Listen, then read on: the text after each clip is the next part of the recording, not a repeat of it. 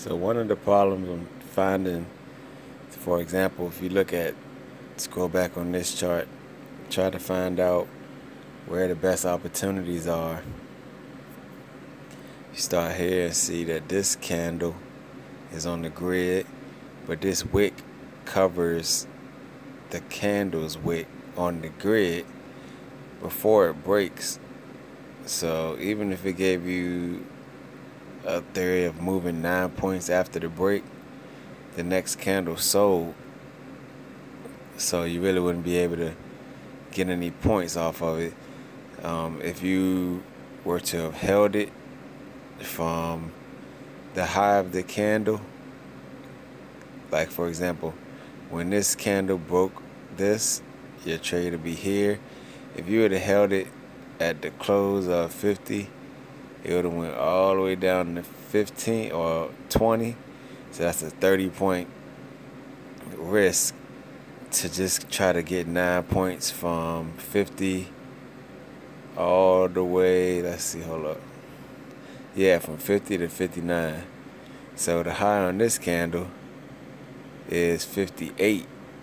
So it really didn't want to give up that point to anybody. So that's about as close as you can get on that one. So the wicks that cover the candle after the grid kind of voids out any opportunity.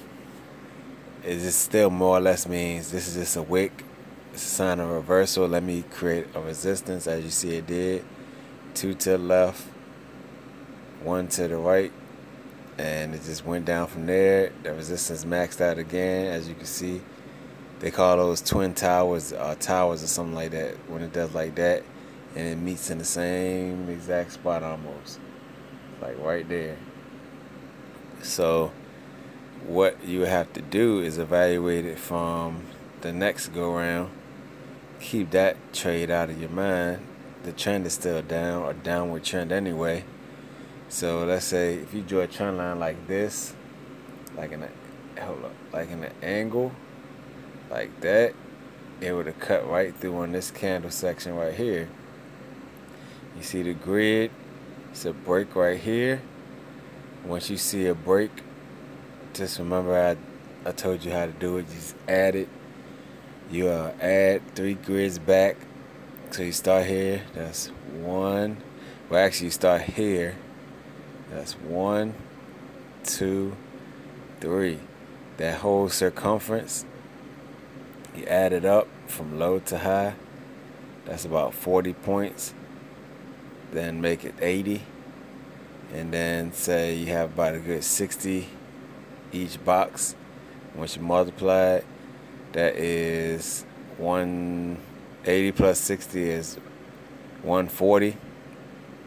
Root it off to say, it's funny because this thing I'm using, screen recorder, it's called AZ screen recorder with no root, and I'm talking about rooting it all, square rooting, I guess.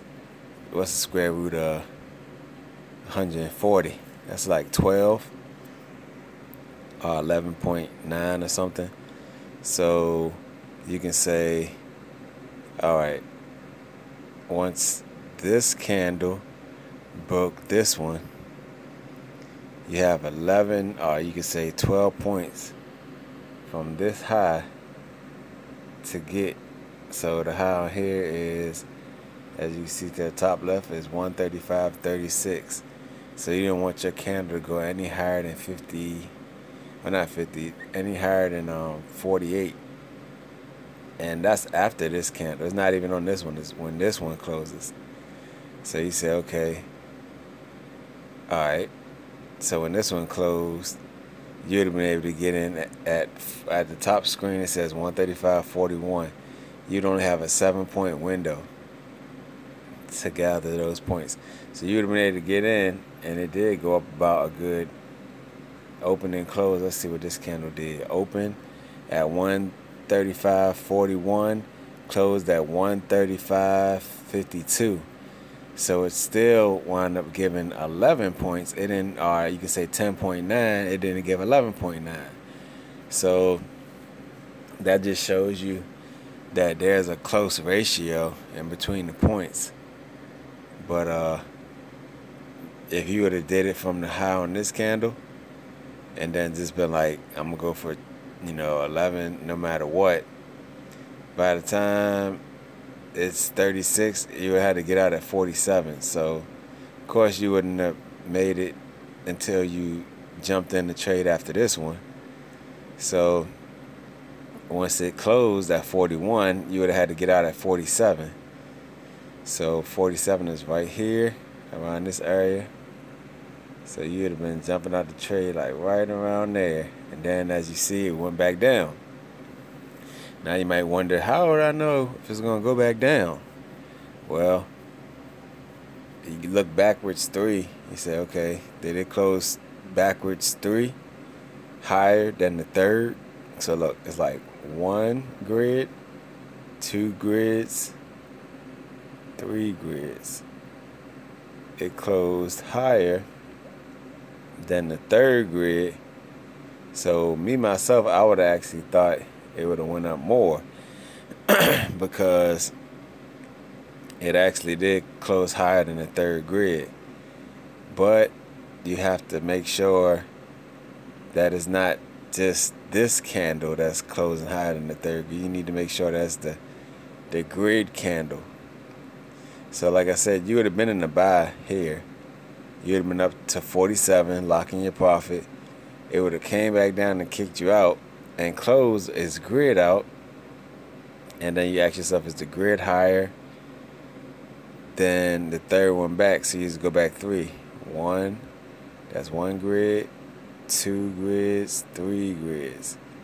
So you see this one closed at 47. And that's around the same price. That's weird. That's the same price I just said it had to get to. So it went exactly to where I was saying. So 47, and then this one closed at 48.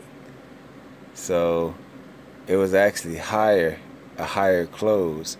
So what that tells me is I should use the wicks.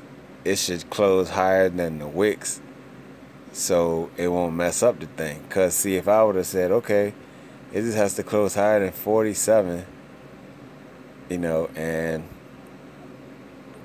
okay, I'm trying to get on here, 47, so it closed at 48. You look at the top left of the screen, 48, 135, 48.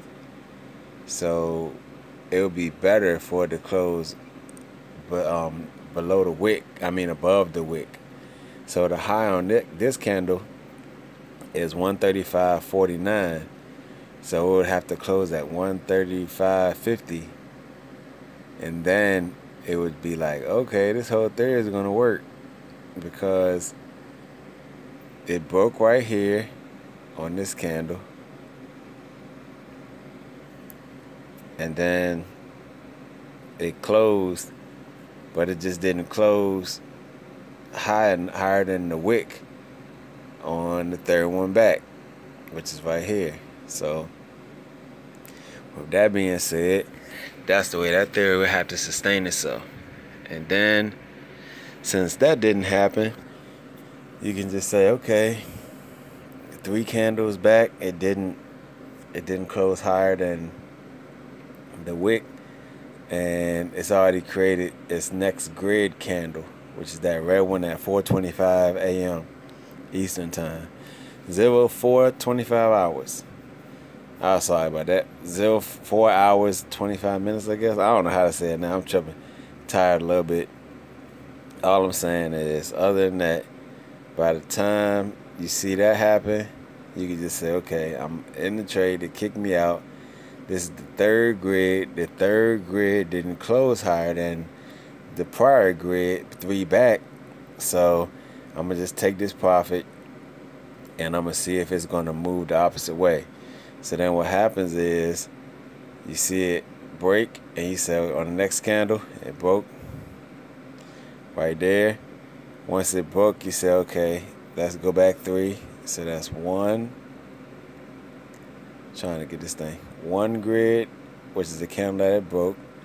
2 grids, 3 grids, right around here.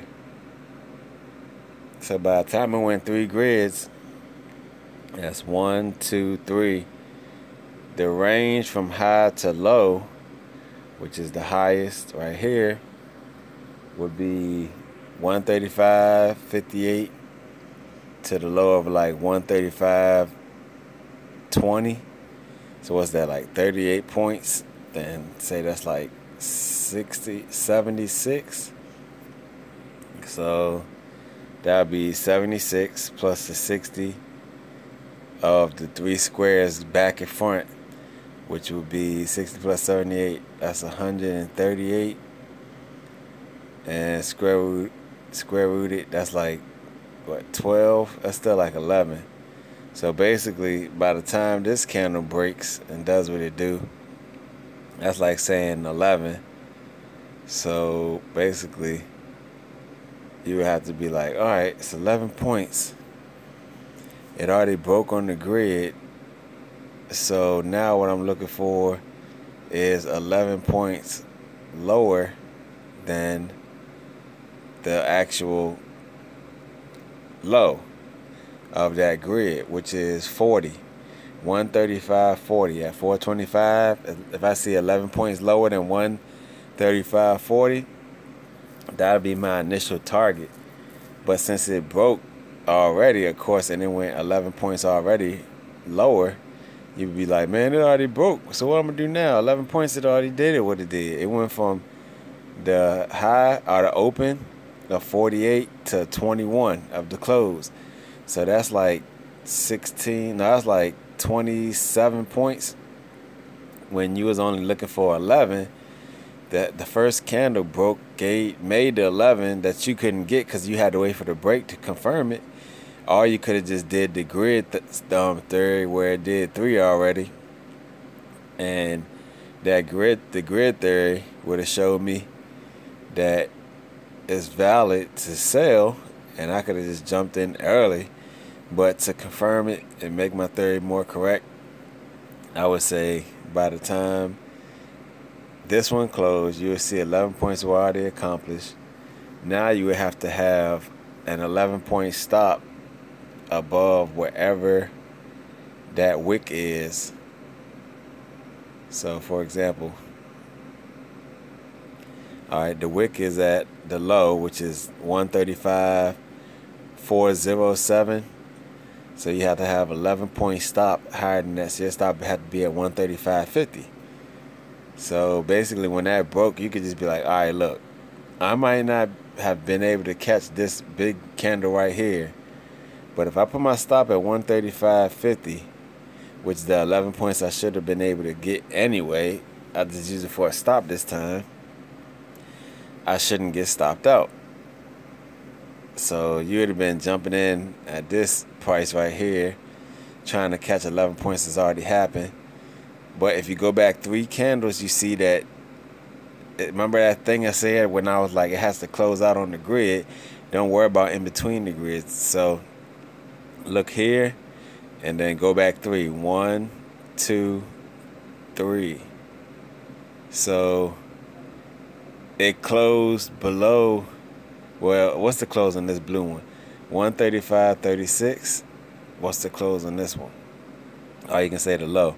135.38. So overall, even though this is blue, it's still closed at 36, which is 2 points, well, 1.6 points lower. And when it closed lower, it allowed the market to say, okay, I'm still 3 grids back, I'm still lower. So it didn't go 11 points up above my wick. So that means it should go back down. And that's exactly what it did. So that's my theory. It's called the grid theory. So I'll do another one later.